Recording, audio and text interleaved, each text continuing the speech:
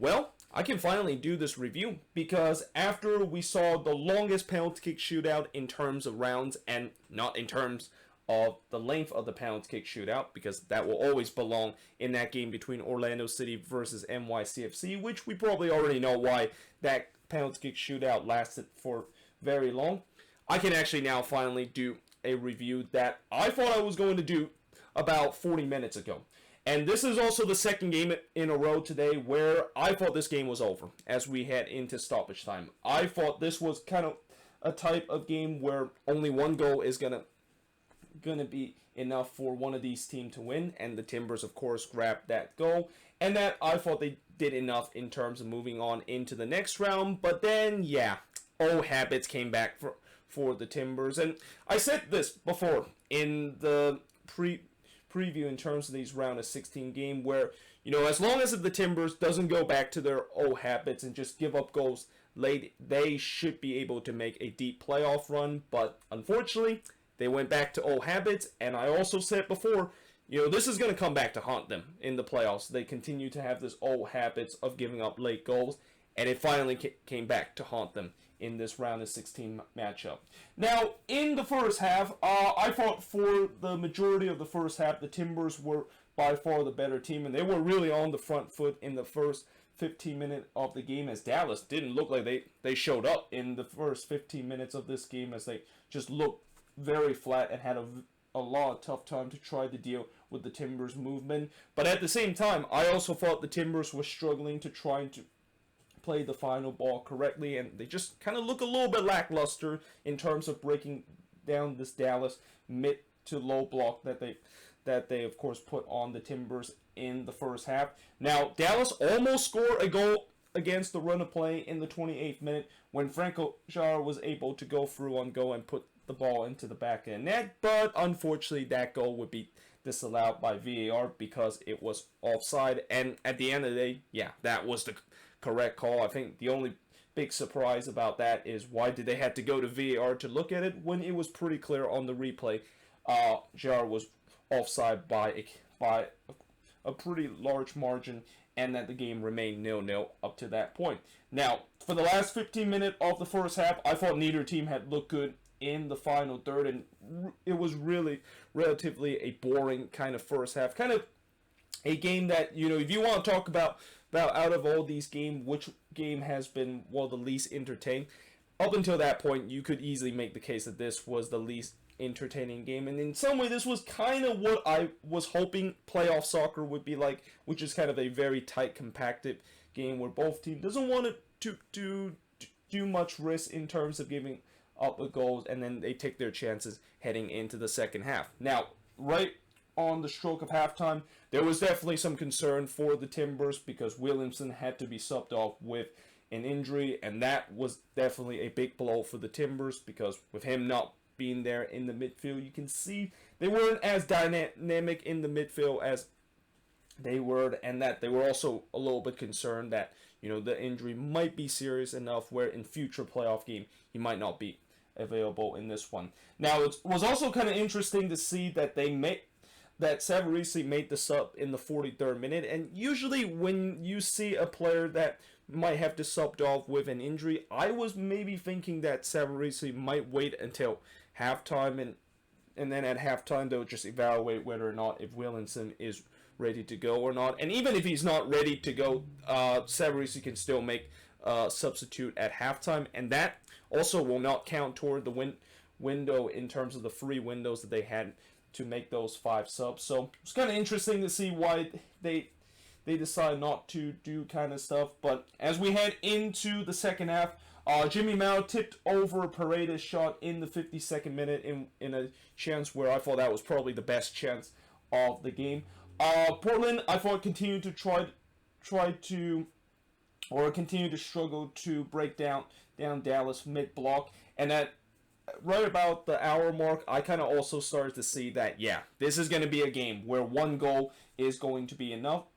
because both of these teams were very tight, and that they were trying to be very pragmatic in terms of how they approach this game. Maurer then in the 65th minute denied Polo from close range before he had to make another save, this time robbing Felipe Mora, who going through on goal. But you can start to see the Timbers were putting the pressure on Dallas, and they were starting to knock on the door in terms of finally breaking down Dallas resistance, which they finally did in the 82nd minute when Jorge Villafania would score from Valeri and Paredes. And this was kind of a milestone moment for Valeri because with this assist, that is his 100th assist in MLS history. And unfortunately, I didn't really do some research yet, but I think he only become one of the few MLS players to ever register 100 assists to his name. So congratulations to Diego Valeri to reach that milestone, but what a time to reach that milestone in the playoffs. And what looked like that was the goal that pretty much gave the Timbers their ticket into the conference semifinal, and that was the goal that pretty much would eliminate FC Dallas. But as we head to the last minute of regular time, Clark was able to rob Ricardo Pepi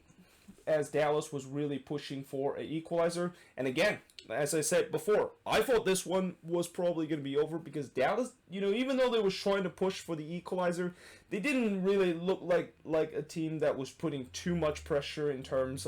of them potentially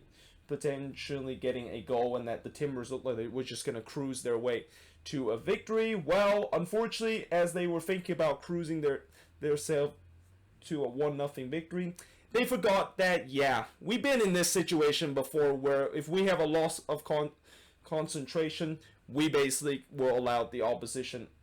a goal, and it happened again in this instant. When Ricardo Pepi this time was able to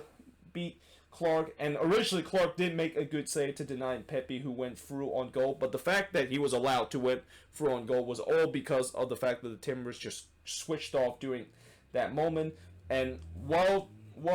Clark, as I said, was able to deny Pepi, who was going through on goal, and actually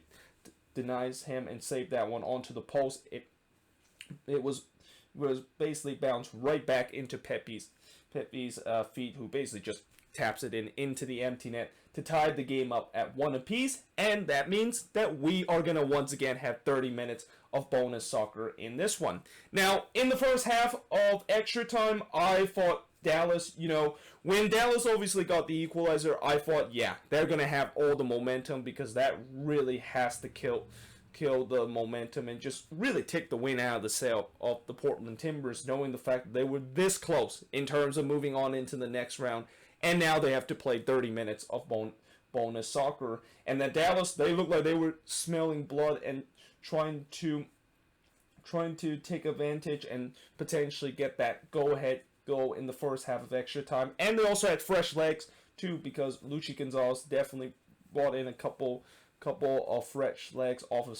of the substitute bench, and that there were a couple of guys that came off as a sub that was actually usually starters for this Dallas team. But they had the fresh leg, and they were really forcing the Timbers back. But as we head into the second half of extra time, despite the fact that Dallas continued to push for the win in extra time and that Portland looked to play for penalties, when we get to the last 7 minutes of the second half of extra time, I thought the momentum kind of started to switch a little bit toward back to Portland, and that it seemed like the Timbers were started to kind of calm themselves down after they were kind of shell-shocked with the way that they are playing in extra time after giving up that late goal, and that they were also looking to potentially get the go-ahead goal. And in the 118th minute before that, there was definitely once again a lot of concern if you're a Timbers fan when you saw Valeri actually went down. What looks like he kind of pulled his hamstring, but Savarese decided to make the decision to keep him on. Well, actually, I think Valeri said to Savarese that he's okay to go on for the last couple of minutes, and Savarese basically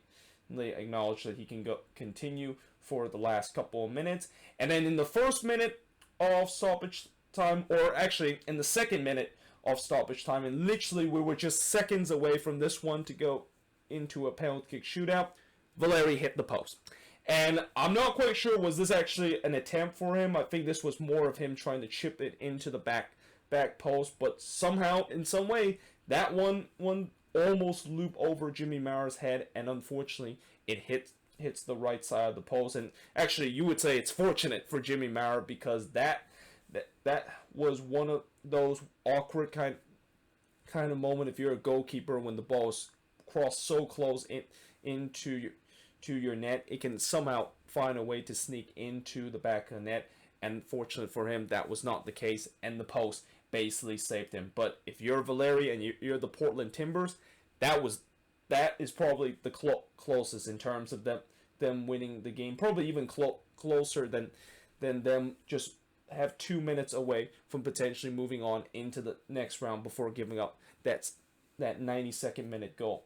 in the second half. So we go to a penalty kick shootout, and although this is the third penalty kick shootout in the playoffs this season, this was the first time that it was a penalty kick shootout played behind closed doors. And, I know during the broadcast with Taylor Twellman and John Champion, they kind of talked about this, and that in some way, I don't usually agree with Taylor Twellman on a lot of things, and I think sometimes he says some very weird kind of stuff, like that whole sandwich kind of or the whole egg sandwich kind of breakfast kind of thing. But I kind of do agree with him saying that this penalty kick shootout is definitely a whole lot different in terms of the previous two penalty kick shootout when there was actually fans in stands, because we have seen so many times when a penalty kick shootout is taking place when there's fans in stand, there's definitely more pressure and just more anxiety for all these players to deal with. Whereas in this penalty kick shootout, it's almost like it's just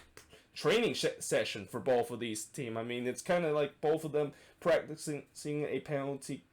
kick shootout right at the end of training session, and we kind of saw how throughout the entire part of this penalty kick shootout, a lot of these players was able to put their penalty kick on point, because even though they do feel the pressure, the fact that they got to make their penalties or else they could potentially get eliminated, they didn't have that added pressure with the fans being in the stands, and that it almost feel like they can just pretend that this is kind of like a training session and just put away their penalty. And at least for most of those penalty, it was pretty much unstoppable. Like, both goalkeepers, they looked like they just had no idea how to stop a penalty, and at some point both of them kind of started to just randomly guess the left or the right way to see if they can just dive the right way and guess the right way to save that one. But as we head into, I believe, the 9th round of the penalty kick shootout, or actually no, the 8th round of the penalty kick shootout, Villafania, who of course scored the what looked like was the winning goal of the Portland Timbers, well, unfortunately, he basically just become a classic hero to zero kind of moment, because Mara was able to deny Villafania in terms of that penalty after we had 15 consecutive penalty that was converted by both teams. And in the end, Dallas is moving on into the next round and calls probably the biggest upset in this playoffs, and also become the first team ever in this playoffs to win a playoff game on the road with a final score of 8-7. And the shots in this game, 22 shots compared to 12 that Dallas had, 8 shots on goal compared to 5 that Dallas had, 8 shots off target compared to 5 that Dallas had, 6 shots that was blocked compared to 2 that Dallas had, and possession-wise, 55% possession compared to 45% possession that Dallas had. And for Dallas, not only this is an incredible victory for them, but this is just a classic example of what happened when a team just don't give up. Like, the mentality of this team was definitely tested at throughout this game, and that you can clearly see the youth movement, and also what Luchi Gonzalez has done to this team has just shows you why this Dallas team, even though a lot of people won't give them a lot of chance, and heck, I didn't even give them a lot of chance with the way that they look at time this season. If they are going to be like what they did in this game, and the togetherness that they had in this team, this could be another team that could be a really dark horse heading into the playoffs, and a team that you just do not want to play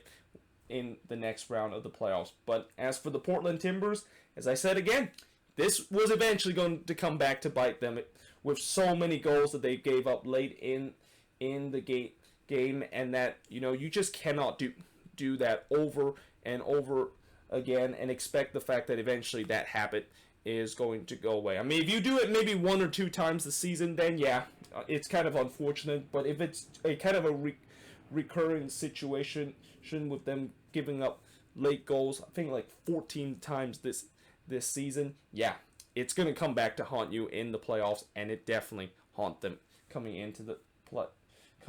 out of this game, as they are finding themselves going home. And pretty much now my bracket is completely bust because of the fact that I predicted the Timbers were going to go all the way to MLS Cup, and yeah, now this is what I said. I mean, I did say when I did fill out the bracket that I won't be surprised my bracket is going to be bust by the time when we even get into the first couple of days of the MLS playoffs, and it's already bust with the way that the Timbers now lost this game, and they were the one that I predicted to win MLS Cup this season. But yeah, there you have it. That is pretty much it for the review of this game. Let me know in the comments below, what do you think of this game? And we're gonna once again have more playoff action that is going to be happening on Tuesday, and once again I think it's a triple header action on Wednesday, or not Wednesday, Tuesday. That is where we're going to have the last two Eastern Conference team, and that those are the top two Eastern Conference team playing against the team that made it past the playing round. And obviously we have the matchup that everybody's been waiting for in the first round of the playoffs, and that of course is Seattle versus LAFC. But until then, hope you guys enjoyed this video, and I will see you guys next time.